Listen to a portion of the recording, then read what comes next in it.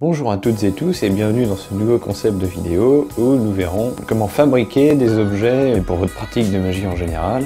Aujourd'hui on va voir comment fabriquer un tapis pour commencer le concept. D'autres vidéos suivront sur d'autres objets qui sont en lien avec votre magie, qui peuvent lui rajouter un peu de cachet ou lui donner un style un peu à part entière. Aujourd'hui on commence avec un tapis un peu plus stylé, si j'ose dire. Ouais, c'est le goût de chacun évidemment, mais disons un peu plus costaud et puis voilà, un tapis qui a un peu d'allure, plus qu'un simple petit tapis qu'on peut rouler, bien que ce soit tout aussi pratique.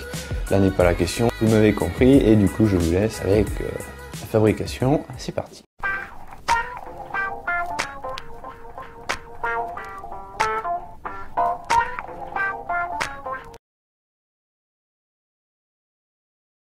Pour faire votre tapis, vous allez avoir besoin de vernis à bois, peu importe la marque ou quoi, juste un vernis à bois, un godet pour le mettre, un pinceau avec un petit peu d'eau dedans, voilà, ce sera pour rincer. Moi j'ai pris un vernis à l'eau, mais vous pouvez prendre n'importe quelle sorte de vernis, de la colle en tube scotch, qui est très pratique, une règle, peu importe la taille, mais je vous recommande 50 cm, c'est beaucoup plus pratique, deux baguettes de balsa, qui est un bois très fin, est très facile à couper, il est très léger, un morceau de tissu, de la couleur de votre choix et de la texture de votre choix. Moi j'ai pris un velours, un vieux morceau de bois de la taille rectangulaire, vous coupez de la taille voilà, rectangulaire, bon, ou une autre forme, hein. La forme de votre tapis, celle qui vous arrange, donc vous découpez comme ça histoire d'en avoir une planche relativement bien propre. Bon là j'ai un peu poncé les bords pour que ce soit rond, mais voilà, vous faites comme ça vous arrange. Un couteau ou un cutter, moi je vais prendre mon couteau suisse, c'est très bien. Et pour finir, pour faire le support sur lequel sera fixé le tissu, moi j'ai pris un vieux calendrier, mais vous pouvez prendre ce que vous voulez d'autre, une surface disons cartonnée mais relativement rigide néanmoins. Voilà. Dernière chose que j'ai fait oublier, un marqueur ou un stylo ou même un crayon de bois pour faire des tracés sur le calendrier. Alors du coup on va venir récupérer la forme, donc pour ça je viens caler mon morceau de bois à l'angle et je vais venir tracer tout autour un trait histoire d'avoir ma forme de base.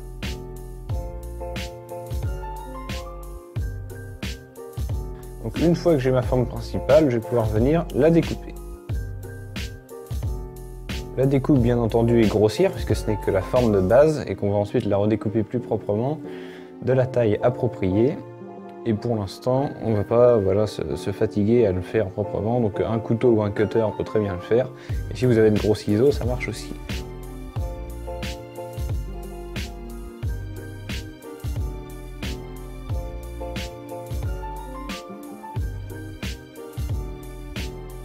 Je me retrouve donc maintenant avec ma forme de tapis et mon carton qui fait à peu près exactement la même taille. Je vais me servir de ce côté-là pour coller mon tapis qui va donc être posé dessus. Ce qui va m'intéresser, ça va être les baguettes qui seront mises tout autour du tapis pour le protéger. Et ce sont donc les baguettes de balsa qui vont servir à faire ça. Et elles viendront donc se caler tout autour de manière à entourer le tapis. Donc pour ça, je vais prendre les mesures nécessaires. Je prends un stylo fin, par exemple ce bic, et je vais venir plaquer ma baguette contre le bord et tracer la limite de mon tapis. Donc vous voyez la trace verte, ça va donc venir me donner la limite de ma partie en tissu et donc de mon carton.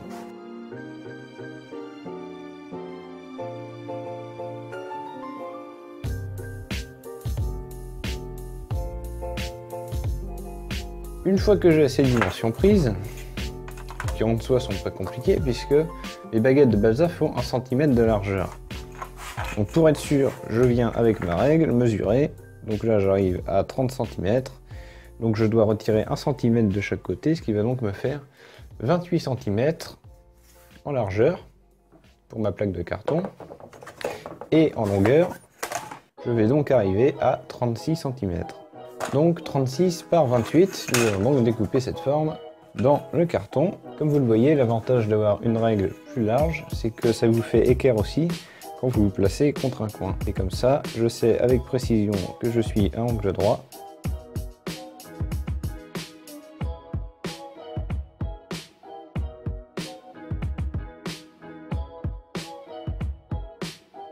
Et maintenant, il ne me reste plus qu'à couper ça proprement.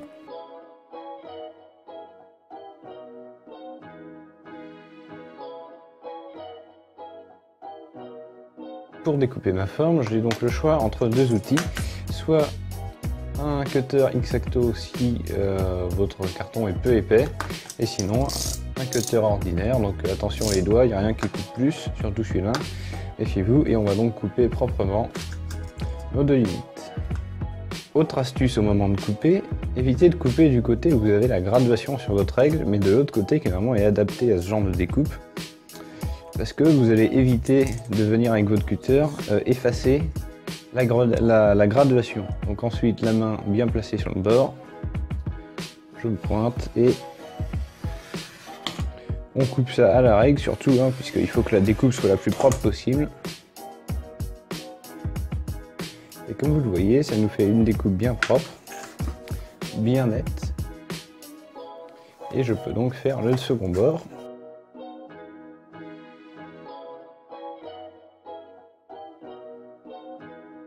Maintenant, si je prends mon tapis, normalement, tout colle bien. En plaçant donc ma forme, on se rend compte que j'ai bien 1 cm de chaque côté. Du coup, je vais pouvoir coller mes baguettes de balsa tout autour.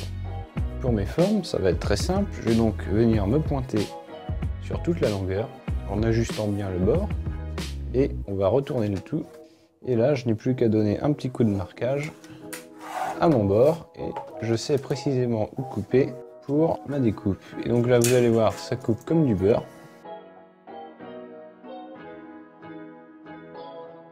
Et voilà ma forme de coupée. Et si je la vérifie par rapport à mon plancher de tapis, eh bien, on peut voir qu'elle colle parfaitement aux deux angles. Donc maintenant, pour faire mon deuxième bord, qui du coup fait évidemment la même taille, plutôt que de refaire cette action, je prends ma baguette, je la place contre le restant de balsa. Et là, je n'ai plus qu'à venir avec mon cutter et à faire la première incision. Et ensuite à venir la couper.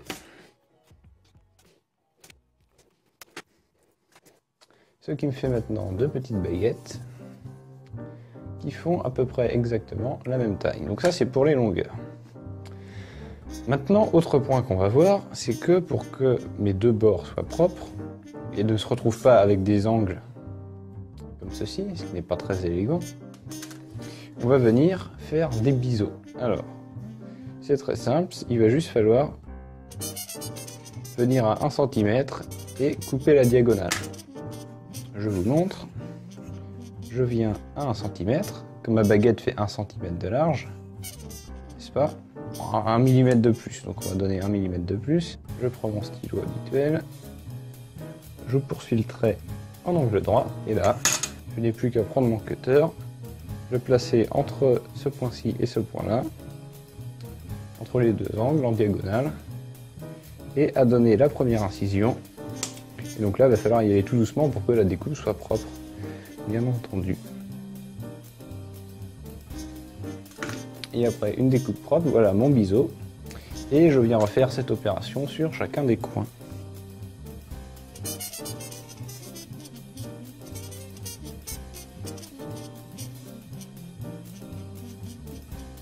Et voilà mes deux coins biseautés.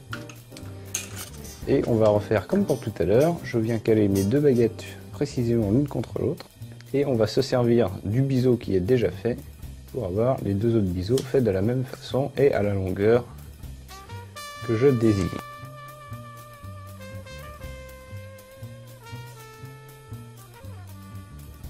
Voilà donc mes deux premières baguettes pour le sens de la longueur. Maintenant pour la largeur, ça va être tout aussi simple.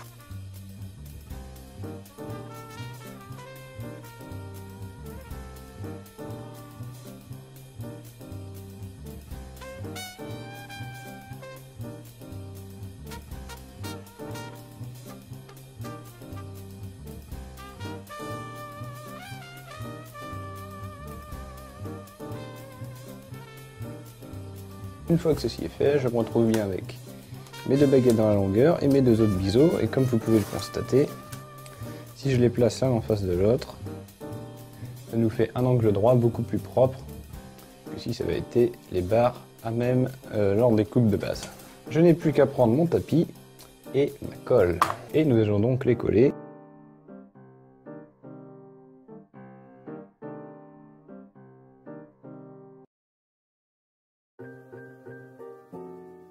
Si jamais vous avez peur que ça se décolle mais que vous vouliez quand même continuer de coller, vous pouvez prendre ces petites pinces à papier. Et là, croyez-moi que votre bois va être bien pincé et qu'il sera bien collé à la fin.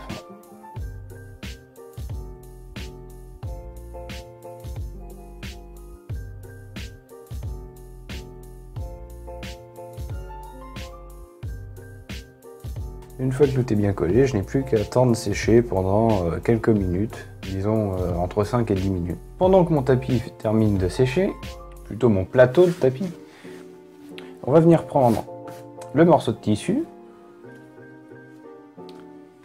et prendre notre morceau de carton et on va venir recouvrir le morceau de tissu.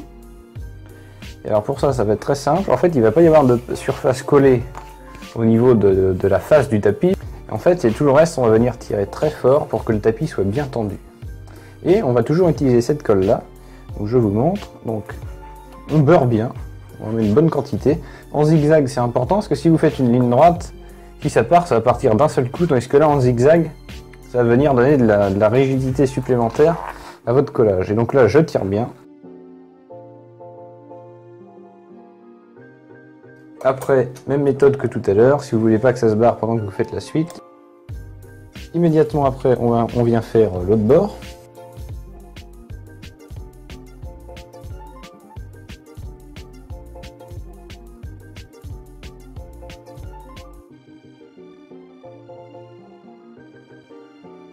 La colle, on n'en a plus besoin pour le moment. Et là, on va prendre des gros ciseaux et on va découper les bords et le surplus de tissu de manière à éviter à ce que les coins ressortent.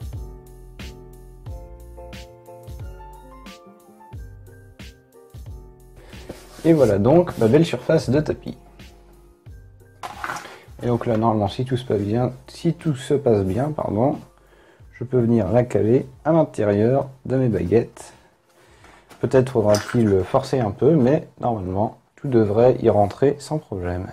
Une fois rendu à ce stade, il ne reste plus que la dernière partie qui va être le vernissage. Alors, il ne me reste plus qu'à vernir les bords de mon tapis. Donc pour ça, je prends un pinceau et du vernis. Et c'est parti, on va venir en étaler tout du long.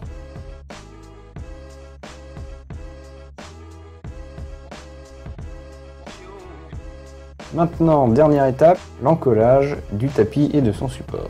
Et je vais venir en mettre en zigzag comme ça, de manière à ce que ça colle bien de partout.